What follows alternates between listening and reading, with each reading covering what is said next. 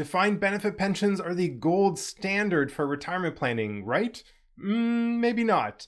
In this video, I want to show you a common trap that retirees with a defined benefit pension can easily fall into. My name is Owen. I'm an advice-only financial planner, a CFP, and I'm the founder of Advice. And I've seen well over 1,000 retirement plans. And when you've seen that many retirement plans, you start to notice certain patterns. Now, if you're only working on your own retirement plan, then it can be difficult to see these patterns. Now, if you've seen hundreds or 1,000 plus retirement plans, you can start to notice these common traps and risks. In this video, I want to share with you that common trap that defined benefit pension holders can experience in retirement. So what is this trap? Well, it starts with retirement spending. It's important to understand that retirement spending typically changes throughout retirement. Usually in the early years, the go-go years, we're spending more. We're spending more on travel, spending more on hobbies and entertainment. As you reach mid-retirement, that spending might start to come down. You might be in your slow-go years. You might be spending a little bit less in that mid-retirement phase. And then in the final years of retirement, the no-go years, you might be spending even less still. So you typically have three broad phases of retirement spending: your go-go years, your slow-go years, and your no-go years. And typically that spending starts to decline as you go throughout retirement. Now, when it comes to defined benefit pension income, we're typically getting a flat lifetime benefit throughout retirement. This is especially the case if you have an inflation adjusted.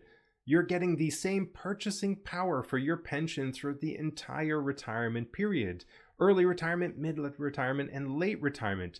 You can probably already start to see the trap that we can get into. The trap that we can fall into is that in early retirement, we need a little bit of extra income to support retirement spending. We've got retirement spending that is higher than the DB pension income. So we've got a bit of a gap that we need to backfill with withdrawals from maybe a registered account or a TFSA or a non-registered account. But in late retirement, when spending declines, especially if we have a defined benefit pension with an inflation adjustment, we can actually end up with a surplus towards the end of retirement. We've got retirement income that is higher than our spending needs towards the end of retirement. Now, that gap in early retirement is where we can end up in a bit of a trap. So let me show you in an actual retirement plan how this can end up happening. We're going to explore this pension trap in this retirement plan. We're going to be using the Advice platform. If you don't have a retirement plan yet, we would highly encourage you to get one started. You can use Advice for just $9 a month or $49 for the year. You get access to the software platform, the AI strategies, our community forum for support, questions, and discussion, as well as our bi-monthly webinars. If you don't have a retirement plan yet, we would highly encourage you to get one started. Now, before we look at the outputs here, let's take a look at how we set up this plan. So let's go into the discovery phase here. Let's go up to expenses first. So we've got David and Marie here. David and Marie want to retire at age 60. They're actually already retired. They want to spend $110,000 per year in early retirement. That's after tax. They do expect that to decline quite a lot in mid-retirement. They're expecting to spend more in early retirement on travel, hobbies, entertainment. In mid-retirement, around age 80, they're expecting that to decline. They're not going to be traveling as much. They might get rid of some of their hobbies as well, expensive memberships, etc. And then in late retirement, they are expecting that to drop just a little bit more to about $65,000 a year. So we've got $110,000 in early retirement, $75,000 after tax in mid-retirement, and about $65,000 per year after tax in late retirement.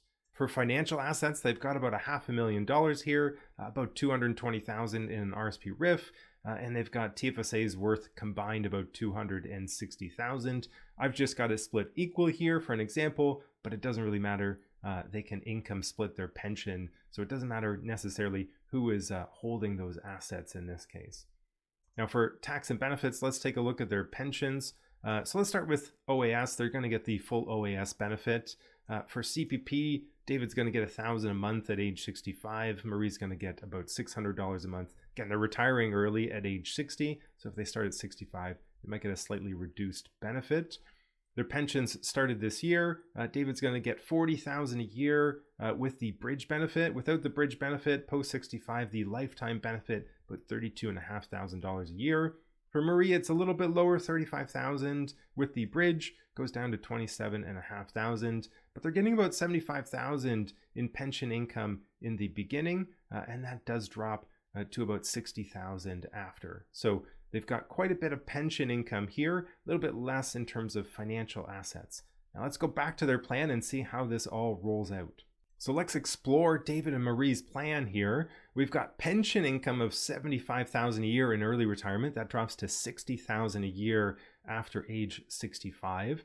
Looks like we've got some registered withdrawals in early retirement, as well as some TFSA withdrawals. This is to hit their goal of 110,000 per year in spending after tax. We can see that we've got some tax in early retirement that probably drops here with the age amount tax credit. So we see a reduction in overall tax at age 65 due to the extra tax credits that they would be getting. Let's explore their AI strategies just to see what they have enabled. So we can take a look. We've got RSP Meltdown. So we're melting down up to the first or second tax bracket. That's how we end up with these mixed withdrawals, spread out tax over the early part of retirement. So good tax planning using the RSP Meltdown. And I think we've got a CPP start age enabled at age 70. So they're pushing out their CPP start until age 70. It is the best option within their particular plan. Your plan might be different, but for David and Marie, that is the best option for them. Now, if we go back up to the plan here, we'll take a look at where we end up with a bit of a trap. Remember, they're spending 110,000 in early retirement. But if we go to the spending graph here, we can see that they do run out. We've got a shortfall as early as age 74. So we're missing about $16,000 here. They've totally withdrawn all of their financial assets, and now they've got a gap of about $16,000 a year. They end up catching up. So in mid-retirement, age 80 plus, they've got more than enough income from their pensions, CPP, and OAS. So they end up catching up, replacing that shortfall. And then they end up with a bit of a surplus towards the end of retirement. So they've got more than enough money due to the pension, CPP, and OAS at late retirement. They just don't have enough in early retirement to meet that spending goal. They end up drawing down all of their financial assets quite quickly. And even though we run out of money at age 74, actually there's a bit of pressure before that as well. You can see that they run out of a lot of liquidity, a lot of financial assets as early as age maybe 67 or 68. It starts to get quite tight here. So even though they might reduce their spending at age 74 because they have a shortfall, reality is they're probably going to reduce their spending even earlier than that, maybe age 67, 68, because things are starting to feel a little bit tighter. And this is the trap. This is the risk that we can get with a defined benefit pension plan. Now, towards the end of retirement, they end up being fine. They end up catching up that gap that they had. Towards the end of retirement, they've got lots of income. That's not the problem. They've got pension, CPP, and old age security. It adds up to over 100,000 a year. That's not the issue here. It's not the issue that we don't have enough income late in retirement. It's that we don't have enough financial assets in early retirement to support that higher spending goal. So for David and Marie, they've got lots of income towards the end of retirement, but that's not when they need it. That's not when they want it. They wanted that money earlier in retirement to spend in that go-go phase. So this is the trap that we can fall into with a defined benefit pension. We can have lots of income when we look at the total retirement plan, but we don't have that income when we want it in early retirement during those go-go years. Now let me show you how this changes if we didn't have a pension, but we had some registered assets instead. So let's go to an example where there are no pensions. Now we have a bit of a lower success rate, makes sense. A defined benefit pension, we get that longevity protection, we get the inflation rate protection. But here in this case, we don't have any shortfall. Same spending, 110,000 a year, going down to 75, then down to 65. It's just that we have a lot of financial assets. So even here, this David and Marie, who don't have pensions but have the equivalent in registered assets, they don't feel the same pressure that the previous David and Marie would have had. So they're probably going to keep spending that 110,000 a year very confidently all the way until age 80. And even then, they've still got $1 million left over to see them through the last 10 to 15 years of retirement. So even though their success rate is actually a little bit lower, they don't have the same longevity protection that the previous David and Marie had, this David and Marie probably feel much better about spending that higher level. They can spend $110,000 a year all the way through until age 80, never feeling any pressure because they've got lots of registered assets to do that. And even at age 75, there's just so much left over in their financial assets that they never feel any pressure to reduce spending.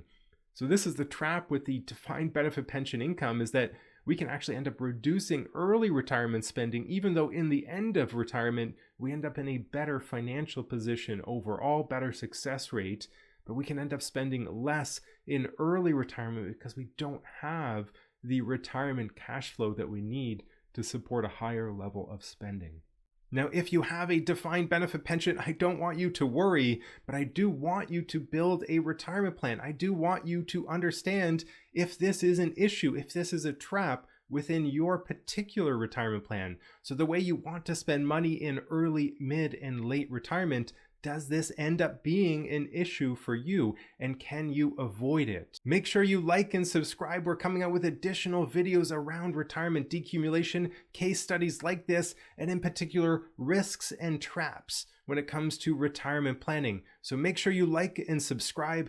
Thank you so much for watching, and we will see you at the next one.